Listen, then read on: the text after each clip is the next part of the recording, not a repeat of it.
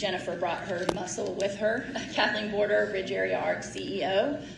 We are not going to ask for a local appropriation next year, but I want to thank you for your assistance last year.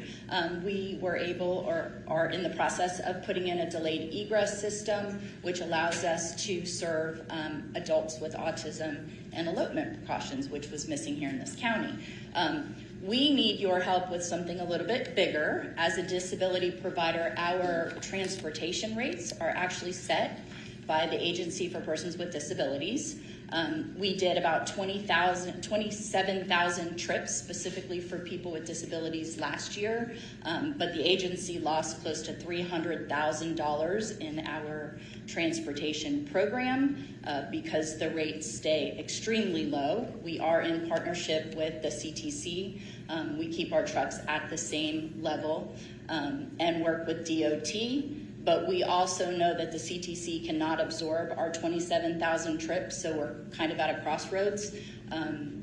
If we don't provide transportation, people with disabilities will be isolated.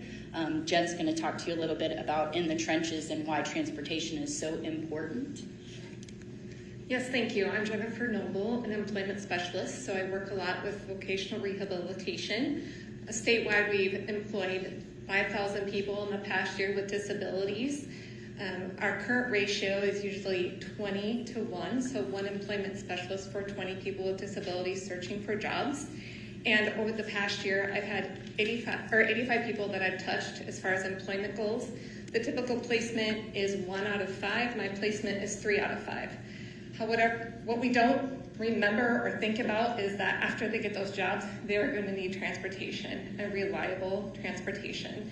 And what usually has been happening is that the funding is already absorbed with medical trips, so they need to call the day before to secure their transportation. Well, if you have an intellectual disability, that's sometimes hard to remember. They're trying to rely on me. I'm servicing 20 people, trying to get that one person their ride the day before at 8 o'clock in the morning. So there's just a lot of demands, and if there were just more stability in that provision for their transportation, I think that that would benefit that population greatly. So thank you for your time.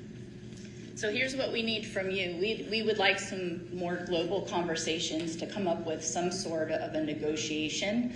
The way it works currently is I call APD and I say I can't keep doing this. And they say, well, what do you need? And there's really no formula for coming up with the rate. I did this in 2019 and I finally said, I'm out of the transportation business. That's when they said, wait, what do you need? So I was able to get an increase in the rate, but there's no formula. There's no committee that comes up with this annually. DOT is not at the table.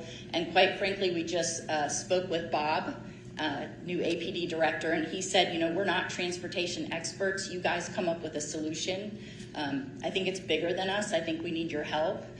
We did just meet with Tyler Tazinski, I never say his name right, to kind of talk about it. So you may hear from him, but we just need a little bit of your time to come up with something moving forward. I'm one of 45 ARC Florida affiliates, so not only ARC, but FARF, it's a bigger issue. So we'll be in touch, but now you'll know why. Thank you so much. And thank you for reaching out and for talking to Tyler Tazinski. He's actually my staff director, and this issue has come up in many, many conversations. Formulas are always a challenge, not only in APD space, but every silo of government, but it doesn't mean that we can't try to get to something that is more stable. So I'm certain we'll be having those conversations, and thank you for continuing to raise them with the right people. Thank you so much. All right, next up we have Dean